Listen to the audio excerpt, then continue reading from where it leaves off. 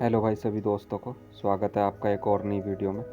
आज हम डिस्कस करेंगे एसएससी जीडी मेडिकल 2025 के बारे में, क्योंकि भाई मेरा खुद का भी मेडिकल है और मेडिकल डेट आपको पता है 12 नवंबर से 9 दिसंबर तक आ चुकी है और मेडिकल सेंटर भी आ चुके हैं कहाँ कहाँ होना है।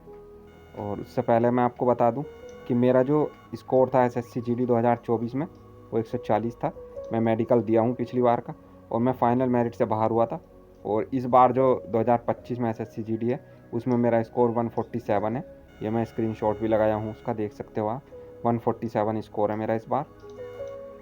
तो भाई बात करते हैं कौन कौन से टेस्ट होते हैं। वीडियो ज़्यादा लंबी नहीं करेंगे कि कौन कौन से टेस्ट होते हैं। मेरा पिछली बार मेडिकल हुआ था, मैं फाइनल मेरिट से बाहर हुआ था, तो अपने एक्सपीरियंस पे आपको बताऊंगा कि कौन कौन से टेस्ट होते हैं। मेडिकल जो है आपका 2 दिन में पूरा होगा। पहले दिन वो आपको बुलाएंगे और सिर्फ 3 टेस्ट करेंगे, ये यूरिन टेस्ट, ब्लड टेस्ट और एक्सरे। क्योंकि इन तीनों की रिपोर्ट आने में टाइम लगता है, तो इसलिए आपके इस शुरू में 3 टेस्ट होंगे और ये तीनों ही टेस्ट नॉर्मल होते हैं भाई। इनमें सिर्फ ब्लड टेस्ट जो है उसको ध्यान से किया जाता है। तो सभी भाई जिनके अंदर ब्लड कम है या एक बार चेक करा करके जाएं भाई। अनार वगैरह चुकंदर का जूस पिए, ब्लड जरूर आपके अंदर पूरा होना चाहिए। वो ब्लड टेस्ट में जो है आपको रिमेडिकल लिख देते हैं। हालांकि इसमें बाहर नहीं करते हैं किसी को, लेकिन ब्लड टेस्ट में रिमेडिकल जरूर लिख देते हैं वो। फिर अगले दिन आपको फिर से बुलाएंगे और बाकी के टेस्ट होंगे। बाकी के क्या होंगे, स्टार्टिंग से सबसे पहले आपके कान चेक होंगे। कान में वो आपके टॉर्च से आपके वो आई का पर्दा चेक, उसका ईयर का पर्दा चेक करेंगे, देखेंगे कि पर्दा है, फटा हुआ तो नहीं है। तो भाई सभी भाई ईयर के लिए अपने कान साफ जरूर करा करके जाएं, नहीं तो भाई पर्दा दिखता नहीं है और आपको रिमेडिकल लिख देते हैं इतनी सी ही बात पर। और आपको कुछ बोलेंगे, वो कोई कविता या कुछ सुनाएंगे या आपका नाम वगैरह पूछेंगे आपसे, मतलब नॉर्मल बात करेंगे। उससे वो चेक करेंगे कि आपको बहरापन तो नहीं है। उसके बाद वो दांत चेक करेंगे।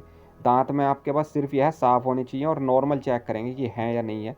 एक दो दांत अगर आपका नहीं भी है तो भी चल जाएगा। मेरा खुद एक दाढ़ नहीं है, पीछे की दाढ़ नहीं है मेरी, और मैं फिर भी क्वालिफाई करा हूँ।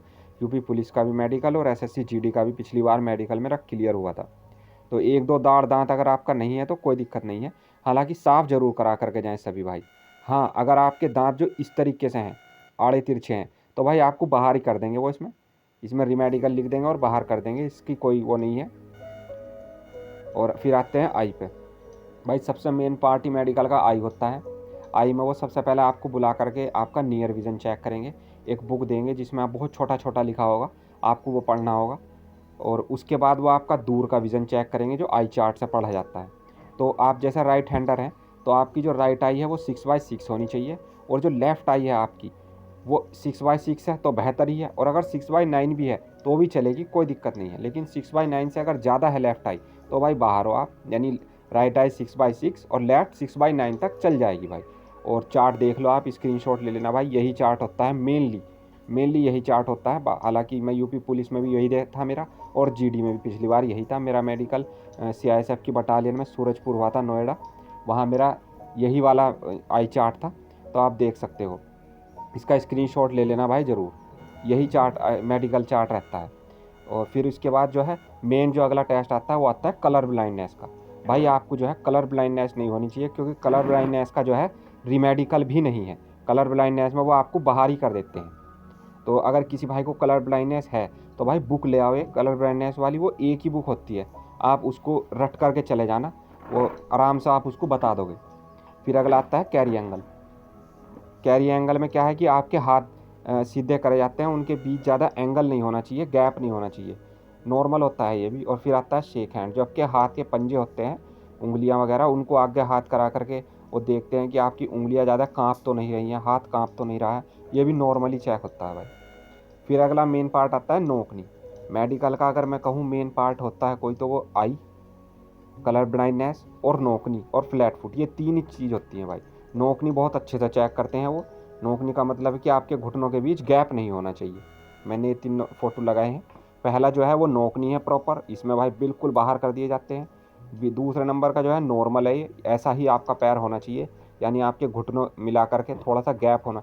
आपके नीचे से पैर मिलाएंगे तो आपके बीच में घुटनों में थोड़ा गैप होना चाहिए। फिर अगला आता है तीसरा बॉल एग।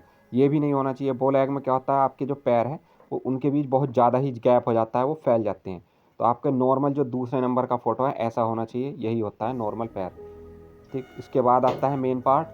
उसके बाद मेन पार्ट आता है फ्लैट फुट का मतलब है कि भाई आपका नीचे का जो तलवा है वो पूरा फ्लैट नहीं होना चाहिए। फ्लैट फुट के लिए वो क्या करते हैं, गिल्ला कपड़ा बिछाए रहते हैं और उस गिल्ले कपड़े पर आपका पैर रखा करके फिर सूखी जगह रखा करके देखेंगे तो आपका जो ये आ रहा है ना ऑरेंज कलर में, इस तरह से पैर की छपाई आनी चाहिए आपकी धरती पर। और ये फ्लैट फुट होता है, ये फोटो है। फिर आता है वेरिकोस वीन्स। वेरिकोस वीन्स में क्या होता है कि आपकी जो वो सबसे पहले क्या करेंगे, आपको 10 या 20 बैठक लगवाएंगे और उसके बाद देखेंगे आपकी पैरों के पीछे लाल या वो हरे या नीले रंग की नसें जो हैं वो उभर के आ जाती हैं भाई। इसका भी रिमेडिकल होता है, रिमेडिकली लिख देते हैं, वो इस तरीके से होती हैं वेरिकोस वीन्स भाई। फिर अगला टेस्ट है ओवरवेट का। ओवरवेट भाई ये बहुत ही मतलब कॉम्प्लिकेटेड इशू है बच्चों के लिए। क्या होता है कि वो आपकी हाइट के अनुसार आपका वेट होना चाहिए और इसमें बहुत बच्चे होते हैं जो हेल्दी होते हैं, वो ओवर वेट में मारे जाते हैं भाई, उनको बाहर कर दिया जाता है। तो अपना हाइट के अनुसार वेट ज़रूर चेक करके जाना भाई। आपका वेट जो है हाइट के अनुसार होना चाहिए। अगर आपका वेट कम है तो कोई दिक्कत नहीं है, आप चल जाओगे। लेकिन अगर अबव है तो भाई आपको रिमेडिकल दे देंगे वो। रिमेडिकल में भी क्या है, बाहर ही करते हैं वो, इसमें कुछ ज़्यादा खास इसकी बात सुनते नहीं हैं।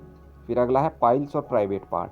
हाँ, पाइल्स और प्राइवेट पार्ट भाई नॉर्मली चेक करते हैं वो टॉर्च वगैरह से अच्छे से देख करके।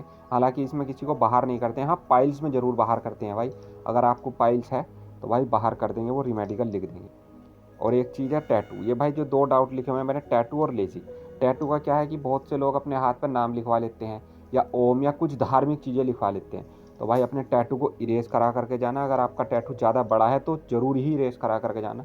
छोटा है तो चल जाएगा, लेकिन अगर ज़्यादा बड़ा है तो इसकी लेज़र से ये इरेज हो जाता है। और इरेज भाई से 15 से 20 दिन पहले करा लेना, क्योंकि लेज़र से जब हम इसको इरेज कराते हैं तो हाथ लाल हो जाता है, वो ऐसा लगता है जैसे जल गया हो।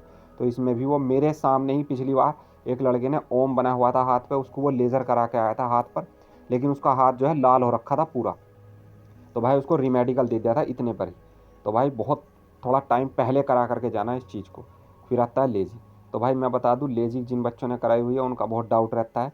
सीपीओ और जीडी में लेज़िक चल जाता है अगर आपकी आंख में सूजन या रेडनेस आई हुई है, तो ही भाई वो आपको मशीन पर रखकर चेक करते हैं। नहीं तो अगर आपने आई चार्ट पर नॉर्मल पढ़ दिया है तो वो चेक भी नहीं करेंगे कि आपकी आंख में लेज़र है या नहीं है। लेज़र का जो मेन क्राइटेरिया है वो आरपीएफ में या रेलवे में होता है, वहाँ चेक करते हैं लेज़र को अच्छे से। लेकिन सीपीयू या जीडी में लेज़र चेक नहीं होती है। मेरे बहुत जानकार हैं जो लेज़र कराए हुए थे और अब जीडी में वर्किंग है वो इस समय। तो भाई जिनकी लेज़र कराए हुए हैं जिन भाइयों ने, कोई दिक्कत नहीं है, आप आराम से ओके होकर जाओ। अगला भाई जैसा भी आपका स्कोर है वो आप कमेंट सेक्शन में ज़रूर बताना। मेरा स्कोर 147 है भाई। और जो भी आपको डाउट हो वो ज़रूर बताना भाई, मेडिकल से रिलेटेड या जैसा भी, मैं आपको कोशिश करूँगा उसको क्लियर करूँ। और अपना स्कोर ज़रूर कमेंट सेक्शन में बताना भाई। मेरा जो स्कोर है वो जीडी में इस बार 147 है। थैंक यू भाई, like and subscribe my channel. Thank you भाई सभी को, जय हिंद।